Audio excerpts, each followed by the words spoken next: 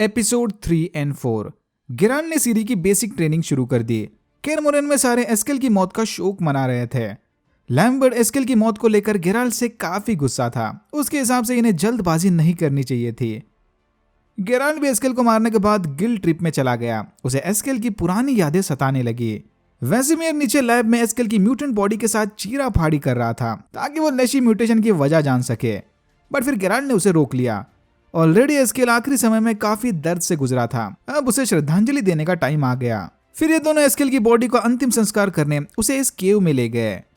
विचर्स के तो फ्यूनरल्स भी बैडएस होते हैं। मरे हुए विचर्स की बॉडी को इस केव में छोड़ दो और फिर भेड़िए आकर उसकी बॉडी को खा जाएंगे। ये है इनका फाइनल पीस। कायर मोरेन में सीरी पूरी जान लगाकर ट्रेनिंग कर रही थी, बट फिर लैम्बर्ट ने उसे उकसाया कि सीरी को ये छोटी लड़कियों वाली ट्रेनिंग छोड़कर असली विचर्स की ट्रेनिंग करनी चाहिए। सीरी फौरन मान गई। फिर लैम्बर्ट और कोहेन सीरी को लेकर इस ट्रेनिंग ग्राउंड में आ गए। विचर्स का डेडली ऑब्स्टैकल कोर्स, या सिंपल भाषा में टकेशीज कासल का प्रो मैक्स वर्जन। सीरी ने फौरन ऊपर चढ़कर ट्रेनिंग शुरू कर दी। बार बार ठोकर खाने के बावजूद भी सीरी ने हार नहीं मानी। सीरी को किसी भी हालत में इस कोर्स को पूरा करना था। सीरी की बहादुरी देखकर धीरे धीरे वहां बाकी विचर्स भी मजे लेने सपोर्ट करने आ गए। कोहेन जाकर गेराल्ट और वेसिमियर को भी बुला ले आया।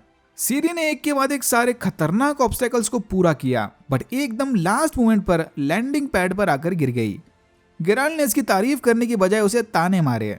गेराल्ट की भी समझ आ गया कि सीरी को अब रियल ट्रेनिंग की जरूरत है, बट इसने सीरी को बताया कि उसे जल्दबाजी नहीं करनी चाहिए। एक रात में कोई पहलवान नहीं बन जाता। बट सीरी को गेराल्ट की स्लो ट्रेनिंग में कोई इंटरेस्ट नहीं।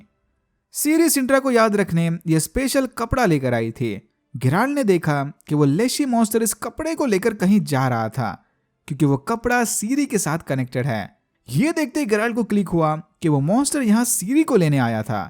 गिराल समझ गया कि शायद सीरी के डर के पीछे कोई बड़ी वजह है। वो फौरन इस बात को लेकर सीरी से पूछताछ करने चला गया। थोड़ा हिचकिचाने के बाद सीरी ने इसे बताया कि उसे ऐसा फील होता है जैसे कोई सीरी को अपनी ओर खींच रहा है। थोड़ा और ध्यान लगाने पर सीरी को जंगल के विजन्स आए, मानो इसे कोई जंगल की ओर बुला रहा था। ये सुनते ही गेराल्ट सीरी को लेकर सीधा उस जंगल वाली लोकेशन पर पहुंच गया। यहीं पर गेराल्ट ने सीरी को बताया कि इसने उसकी मां को अनकंट्रोल्ड मैजिक यूज करते हुए देखा था। गेराल्ट को शक है कि शायद सीरी के अंदर भी वैसे ही कोई पावर्स थे, इसीलिए ये अपने फ्यूचर में झांक सकती है। तभी सीरी को महसूस हुआ कि वो मॉन्स्टर यहीं आसपास है। यह वही लेशी है जिसने एस्केल को इन्फेक्ट किया था। इससे पहले कि गेराल्ट इसे मार दे, एक और बड़े अजीब से मॉन्स्टर ने आकर उस लेशी को मार दिया और सीरी के पीछे पड़ गया। गेराल्ट ने उस मॉन्स्टर का ध्यान भटकाए रखा ताकि समय रहते सीरी वहां से भाग सके, बट वो मॉन्स्टर गेराल्ट को उड़ाकर सीरी को ढूंढने चला गया। थोड़ा लुका छुपी खेलने के बाद आखिरकार उस मॉन्स्टर ने सीरी को ढूंढ लिया। सरप्राइजिंगली सीरी को मारने के बजाय वो मॉन्स्टर वहीं खड़ा अजीब सा बर्ताव कर रहा था, बट तभी गेराल्ट उस मॉन्स्टर पर कूद गया और उसका सर उड़ा दिया। ऐसा अजीब सा 4-5 जानवर को मिलाकर बना म्यूटेंट मॉन्स्टर गेराल्ट ने पहली बार देखा था। तो इसकी जांच करने गेराल्ट उसका सर उठाकर कायर मोरेन ले गया। एरिट्यूजा में ब्रदरहुड ऑफ सोर्सरर्स की मीटिंग चली थी। बहुत कोशिश करने के बावजूद भी टिसेया केहिर का दिमाग नहीं पढ़ पाए। किसी ने केहिर के दिमाग में ऑलरेडी मैजिकल बैरियर लगा रखा था ताकि मेजेस उसके मेमोरीज नहीं पढ़ पाए। फिर ये लोग इस्टेड से निल्फगार्ड के बारे में पूछताछ करने लगे। इस्टेड ने उन्हें बताया कि वो सिंट्रा में मोनोलिथ्स पर रिसर्च करने गया था, निल्फगार्डियंस पर नहीं। विचर यूनिवर्स में जगह जगह इस तरह के मैजिकल मोनोलिथ्स बने हैं जिसका एक्चुअल पर्पस अभी तक किसी को पता नहीं। ये मोनोलिथ सीजन 2 में बहुत बड़ा रोल प्ले करने वाले हैं। एनीवेज, तो इस्टेड इनके किसी काम का नहीं, पर ब्रदरहुड को जल्द से जल्द निल्फगार्डियंस के प्लान के बारे में पता लगाना होगा। निल्फगार्डियंस और एल्फ्स का नया टीम अप भी इनकी समझ से बाहर था। वो लोग जरूर कुछ बड़ा प्लान कर रहे थे। एल्फ्स के सिंट्रा में बसने से सारे नॉर्थ में हंगामा मचा था। फिलावेंडल को फ्रिंजिला के दिए promises too good to be true लगे। उसे लगता है कि एल्फ्स को हमेशा चौकन्ना रहना चाहिए, पर फ्रांसिस्का को फ्रिंजिला पर पूरा भरोसा था। और एक बार फ्रांसिस्का ने अपने प्योर ब्लड एल्फ बच्चे को जन्म दे दिया, उसके बाद एल्फ्स को कोई नहीं रोक सकता। समझ लो फ्रांसिस्का का एल्वन बच्चा सारे एल्फ्स को नई उम्मीद देने वाला था। इधर हमें एक और बात समझ आ गई कि टिसेया और विल्गेफोर्ट स्ट्रेगोवर को ब्रदरहुड से हटाकर अपनी जगह मजबूत करना चाहते थे। तभी वहां पर येनिफर आ गई। टिसेया और इस्टेड येनिफर को जिंदा देखकर काफी खुश थे। टिसेया ने येनिफर को समझाया कि वो लोग सॉर्डन हिल की लड़ाई का सारा क्रेडिट विल्गेफोर्ट को देने वाले हैं ताकि ये स्ट्रेगोवर का पत्ता काट सके। ट्रिस भी येनिफर को जिंदा देखकर बहुत खुश थे। येनिफर के फायर शो में ट्रिस बुरी तरह से जल गई थी, पर फिर टिसेया और हीलर मेजर्स ने उसे मेकओवर देकर नया लुक दे दिया। बट ट्रिस कुछ जख्मों की निशानियों को याद के तौर पर वैसे ही छोड़ना चाहती थी। माना कि ट्रिस की कंडीशन की असली वजह येनिफर है, बट उसे इस बात का कोई गम या गुस्सा नहीं। येनिफर ने सॉर्डन हिल पर जो कुछ भी किया वो सबके भले के लिए था। 4,000 लोग मर गए, कौन सी बड़ी बात है। स्ट्रेगोमोर येनिफर के वापस आने से जरा भी खुश नहीं था। वो येनिफर को फाल्का जादू करने से कंपेयर कर रहा था। येनिफर की तरह ही फाल्का भी पार्ट एल्फ थी। उसने भी इलीगल फायर मैजिक को यूज किया था। उसके बाद फायर मैजिक फाल्का पर पूरी तरह से हावी हो गया और फाल्का ने पागलपन में सारी दुनिया पर आग बरसा दी। बट इस्ट्रेड ने उसे टोकते हुए कहा कि स्ट्रेगोमोर झूठी कहानियां सुना रहा है। फाल्का ने वो जंग अपने तख्त को वापस पाने के लिए की थी। एक हिस्टोरियन होने के नाते इस्ट्रेड ने वो सब कुछ बुक्स में पढ़ा था। बट स्ट्रेगोमोर खुद फाल्का से लड़ चुका है। अपेरेंटली फाल्का ने उसके हाथ जला दिए। होल्ड ऑन, तो ये स्ट्रेगोमोर के असली हाथ हैं कि मैजिकल हाथ? जो भी है, स्ट्रेगोमोर को येनिफर पर पूरा डाउट था, तो ये किसी को बिना बताए येनिफर के दिमाग को पढ़ने चला गया। बिल्कुल वही टेक्निक जो टिसेया ने केहिर पर यूज की थी। समय रहते टिसेया ने स्ट्रेगोमोर को रोक लिया और ब्रदरहुड में इसकी कंप्लेंट कर दी। ब्रदरहुड की काउंसिल मीटिंग में स्ट्रेगोमोर ने कहा कि उसे शक है कि येनिफर निल्फगार्डियंस के साथ मिली हुई है, वरना वो एक वॉर प्रिजनर को ऐसे ही क्यों छोड़ देंगे। येनिफर को उसकी वफादारी साबित करने सबके सामने केहिर को मारना होगा। ब्रदरहुड को भी लगता है कि स्ट्रेगोमोर ठीक बोल रहा था। अगर येनिफर गद्दार नहीं तो उसे केहिर को मारने में कोई प्रॉब्लम नहीं होनी चाहिए। टिसेया ने येनिफर को बताया कि इस सिचुएशन से बाहर निकलने के बस 2 ऑप्शंस है। पहला है कि येनिफर केहिर को मारकर अपनी वफादारी साबित कर दे, या दूसरा कि वो सबको सच सच बता दे कि उसने अपना केओस मैजिक खो दिया। बिना मैजिक के येनिफर उनका कुछ नहीं बिगाड़ सकती। जी हाँ, टिसेया ने भांप लिया था कि येनिफर उसके पावर्स खो चुकी है। शायद इसीलिए सॉर्डन के बाद उसने येनिफर को फील नहीं किया। बट येनिफर खुद को पावरलेस बताकर सबके सामने यूजलेस फील नहीं करना चाहती। वो केहिर को मारने के लिए तैयार हो गई। ट्रिस किसी स्पेशल मिशन पर एरिटूजा से बाहर चली गई। केहिर के एग्जीक्यूशन को अटेंड करने नॉर्थ के राजा महाराजा आए हुए थे। यहाँ पर किंग फोल्टस और विज़िमिर की बातें सुनकर यह साफ जाहिर हो रहा था कि उन्हें अब ब्रदरहुड के जादूगरों पर बिल्कुल भरोसा नहीं रहा। येनिफर जल्द ही इनके शक को यकीन में बदलने वाली थी। केहिर को मारने के बजाय येनिफर ने सबके सामने उसे आजाद कर दिया और दोनों वहां से भाग गए। सीरी जंगल में ट्रेनिंग कर रही थी कि तभी उसकी मुलाकात ट्रिस से हुई। इधर गेराल्ड और ट्रिस के बीच का कनेक्शन देखकर सीरी थोड़ी कंफ्यूज हो गई। आखिर कौन है ये, और ये दोनों एक दूसरे को देखकर इतना ब्लश क्यों कर रहे थे। ट्रिस ने सीरी को बताया वो और गेराल्ड एक दूसरे को बहुत पहले से जानते थे। एक मॉन्स्टर हंटिंग मिशन के दौरान इनकी दोस्ती हुई थी। गेराल्ड ने ट्रिस को यहाँ सीरी के लिए बुलवाया था ताकि वो उसके मैजिकल पावर्स को कंट्रोल करना सिखा सके। गेराल्ड ने ट्रिस को बताया कि उसे सीरी के अंदर केओस मैजिक के कोई साइंस नहीं मिले। सीरी के पावर्स कुछ अलग ही हैं, जैसे कि फ्यूचर पढ़ना वगैरह। जो भी हो, सीरी के पावर्स बड़े इंपॉर्टेंट थे क्योंकि किसी वजह से नए नए मॉन्स्टर्स उसके पीछे पड़ रहे थे, या कहो उसे अपनी ओर खींच रहे थे। गेराल्ड ट्रिस को उस नए मॉन्स्टर का सर दिखाने ले गया। इसे शक है कि कोई जादूगर इलीगली इन मॉन्स्टर को बनाकर सीरी के पीछे भेज रहा था। ट्रिस ने मॉन्स्टर के सर से सैंपल लेकर टेस्टिंग के लिए डाल दिया। सुबह तक समझ जाएगा कि यह काम किसी जादूगर ने किया भी है कि नहीं। अगर म्यूटेजन अल्केमी रहा तो यह सैंपल चमकने लगेगा। यही गेराल्ड ने ट्रिस को इनडायरेक्ट इंडिकेशन दे दिए कि उसे अब ट्रिस के साथ कोई रिलेशनशिप नहीं रखनी। यानी गेराल्ड अभी तक येनिफर को उसके दिमाग से नहीं निकाल पाया। सीरी ट्रिस को इंप्रेस करने प्रिंसेस वाला लुक लेकर ब्रेकफास्ट करने आई, बट लैम्बर्ट और कोएन ने उसका मजाक बना दिया। यह देखकर ट्रिस और गेराल्ड बहुत गुस्सा थे। फिर सीरी का दिल बहलाने ट्रिस उसे लैब ले गई।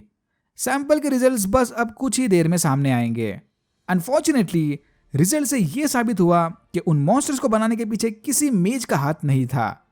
बट मॉन्स्टर की बॉडी से निकले ब्लैक सब्सटेंस को देखकर गेराल्ड को याद आया कि बिल्कुल ऐसा ही कुछ उसे लेशी की बॉडी से भी मिला था। यह ब्लैक पाउडर स्टेलासाइट है, वही मटेरियल जिससे मोनोलिथ्स बने थे। गेराल्ड को लगता है कि वो नए मॉन्स्टर किसी मोनोलिथ के नीचे से आए होंगे। यह सुनते ही सीरी बड़ा अजीब सा बर्ताव करने लगी। स्टेलासाइट को छूते ही सीरी को एक बड़े मोनोलिथ के विजन्स आए।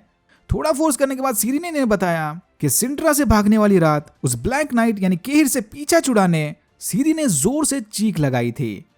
उस चीख से सिंट्रा के बाहर खड़ा मोनोलिथ टूटकर जमीन में धंस गया और नीचे बड़ी सी दरार बन गई। यह सुनकर गेराल्ड और ट्रिस दोनों हैरान थे। ऐसा कुछ तो इन्होंने आज तक नहीं सुना किसी के चिल्लाने से मोनोलिथ टूट गया, फिर उस मोनोलिथ के नीचे से मॉन्स्टर्स निकले। जो भी है, सीरी की स्टोरी करंट सिचुएशन में एकदम फिट बैठती है। सीरी का मोनोलिथ गिराना और मोनोलिथ से बने मॉन्स्टर का सीरी के पीछे आना। गेराल्ड ने सीरी से वादा किया कि उसे डरने की कोई जरूरत नहीं, वो सब कुछ ठीक कर देगा।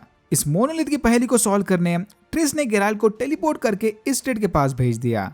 याद है ना, इस स्टेट मोनोलिथ पर रिसर्च कर रहा था। वेसेमियर को केर मोरेन के बाहर जगह जगह फेनवुड फूल पड़े मिले। ये फूल बस वहीं उगते हैं जहां एक एल्डर का खून पड़ा हो। सीरी के ट्रेनिंग ग्राउंड में चारों तरफ ये फूल उग गए थे। ये सुनते ही ट्रिस समझ गई कि सीरी के अंदर एक एल्डर का खून दौड़ रहा है। कहानियों के हिसाब से एल्डर ब्लड नए विचर्स बनाने का मेन इंग्रेडिएंट था। सैकिंग ऑफ द केर मोरेन के दौरान विचर म्यूटेशन के सारे सैंपल्स तबाह हो गए थे, इसीलिए तब से केर मोरेन में कोई नया विचर नहीं बना। अगर वो कहानियां सही हैं तो इसका मतलब ये हुआ कि सीरी के एल्डर ब्लड की मदद से वेसेमियर और ट्रिस विचर म्यूटेशन बना सकते हैं। सीरी सिर्फ गेराल्ड की ही नहीं, सारे विचर प्रजाति की डेस्टिनी है। येनिफर और केहर एरिटुजा से भागकर गोस वेलन चले आए। यहाँ एल्व्स पर हो रही ज्यादती को देखकर येनिफर को बहुत बुरा लगा। कुछ देर बाद ही आसमान से येनिफर और केहर के मोस्ट वांटेड फ्लायर्स गिरने लगे। ये देखकर दोनों ने डिसाइड किया कि वो वेलन को छोड़कर सिंट्रा जाएंगे, जहां फिलहाल फ्रिंजिला की लीडरशिप चली थी। रेडिना के राजा विजिमिर पर उसी के लोगों ने हमला कर दिया, बट समय रहते डिक्स्ट्रा ने उसे बचा लिया। डिक्स्ट्रा रेडिनियन इंटेलिजेंस का हेड है, तो इसे राजा पर होने वाले हमले की भनक लग गई थी। पांच खड़े इस उल्लू पर भी जरा ध्यान रखना, आगे चल के जरूर ये भी कोई इंपॉर्टेंट रोल प्ले करने वाला है या प्ले करने वाली है। डिक्स्ट्रा ने विजिमिर को बताया कि इससे पहले निल्फगार्ड कुछ बड़ा करे, इन्हें सिंट्रा पर कब्जा कर लेना चाहिए। पर सिंट्रा पर कब्जा करने से पहले इन्हें एक डबल एजेंट को अंदर भेजना होगा। डिक्स्ट्रा उस उल्लू के साथ इसी की प्लानिंग कर रहा था। देख के लग रहा था कि ये दोनों किसी तरह से बात कर रहे थे। फाइनली ये डिसाइड हुआ कि वो किसी एल्फ को डबल एजेंट बनाकर सिंट्रा में घुसा देंगे। वो एल्फ कोई और नहीं बल्कि सीजन 1 वाला डारा है। येनिफर और केहर सोल्जर से जान बचाते बचाते सीवर्स में घुस गए, जहां उनकी मुलाकात दो एल्फ से हुई। एल्फ्स ने इन्हें बताया कि द सैंड पाइपर नाम का बंदा इनकी सिंट्रा जाने में मदद कर सकता है। सैंड पाइपर चुपके से एल्फ्स को सिंट्रा स्मगल करता था। सीवर से बाहर निकलते हुए एक मॉन्स्टर ने छोटे एल्फ को मार दिया। यह देखकर बुढ़ाऊ एल्फ वहां से भाग गया। उस बुढ़ाऊ का पीछा करते करते ये दोनों एल्फ्स के ग्रुप से मिले, जिन्हें आज की रात सैंड पाइपर स्मगल करने वाला था। यहीं पर केर को पता चला कि उस फायर शो के बाद येनिफर ने केओस मैजिक खो दिया। सैंड पाइपर ऊपर एक शो कर रहा था। शो के पूरा होते ही वो उन्हें शिपिंग डॉक ले जाएगा। सैंड पाइपर की आवाज सुनकर येनिफर समझ गई, अरे ये तो अपना यस्कियर है। ऊपर सबके जाने के बाद येनिफर ने यस्कियर को गले लगा लिया। येनिफर का ये रूप देखकर यस्कियर काफी हैरान था। यहीं पर यस्कियर को येनिफर के पावरलेस होने के बारे में भी पता चला। गेराल्ड से दोस्ती टूटने के बाद आज भी यस्कियर उसके लिए हार्ट ब्रेकिंग गाने लिख रहा था। येनिफर और केहर की हालत देखकर यस्कियर उनकी मदद करने के लिए मान गया। शिपिंग डॉक को क्रॉस करने से पहले यस्कियर को इस बंदे से निपटना होगा। लकीली इसकी नीस यस्कियर की बहुत बड़ी फैन है, तो इसने बिना पेपर्स चेक किए यस्कियर को जाने दिया। बट जाने से पहले इसने यस्कियर को बताया कि वो गाने तो बहुत अच्छे लिखता है, बट नॉर्मल ऑडियंस के लिए उसे थोड़ा सिंपल रखे। पिछले गाने में डिफरेंट टाइमलाइंस को समझने इससे बहुत दिक्कत हुई थी। इधर भाई विचर्स के राइटर सीजन 1 की स्टोरी को लेकर खुद अपना और फैंस का मजाक बना रहे थे। Well played.